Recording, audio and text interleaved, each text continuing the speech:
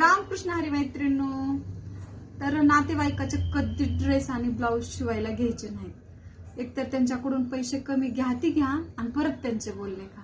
बाहेर जातात ते चार माणसात आणि काय म्हणतात त्यांना तर, कारण ते लोक आपल्याला येऊन सांगतात, कारण आपल्या पण ओळखीचे असतात आणि त्यांच्या पण ओळखीचे असतात.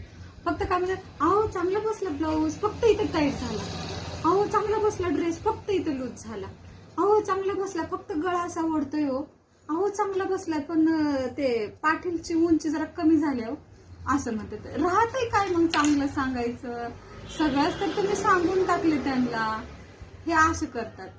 आणि कुणाकुणाला असा अनुभव आलाय त्यांनी कमेंटमध्ये नक्की सांगा. एकतर आपण घाटात असतो ते असतो आणि परत बोलणे घ्या ते घ्या. त्याच्यामुळं नातेवाईकाचे ड्रेस ब्लाऊज घ्यायचं नाही. बरोबर आहे की नाही कमेंटमध्ये नक्की सांगा.